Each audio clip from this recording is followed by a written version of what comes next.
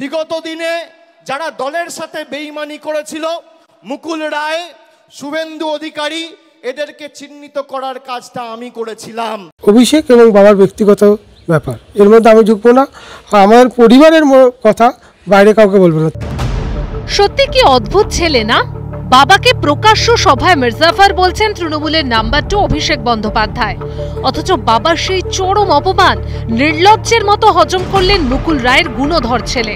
প্রতিবাদ করা তো দূর, উল্টে হাসি মুখে ছবি তুলতে দেখা যায় শুভ্রাংশু রায়কে, জানিয়ে সোশ্যাল মিডিয়ায় হাসাহাসি। তখন মুখ খুলেছেন শুভ্রাংশু। একবার শুনুন গুণধর ছেলের যুক্তি। কান্দারি মমতা ব্যানার্জি দিদি, আমাদের মুখ্যমন্ত্রী, তার নেতৃত্বে বাবা চলেছে। বাবা একা নয়, আরও অনেকে 2-4 জন ছিলেন সেই সময়, তার মধ্যে বাবা অন্যতম।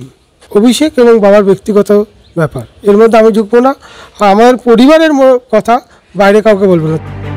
বাহ, কি চমৎকার উত্তর! বিষয়টি নজর এড়ায়নি বিজেপির, প্রত্যাশিতভাবে এ নিয়ে খোঁচা দিয়েছে বিজেপি। সেই লোকটাকে অভিষেক ব্যানার্জি সরাসরি গদ্দার বলছে, তারপরে তার ছেলে ওখানে দাঁড়িয়ে প্রতিবাদ করতে পারবে। আবার ছেলের হিসাবে ওর প্রতিবাদ না করাটা এটা ছোটখাটো ব্যাপার।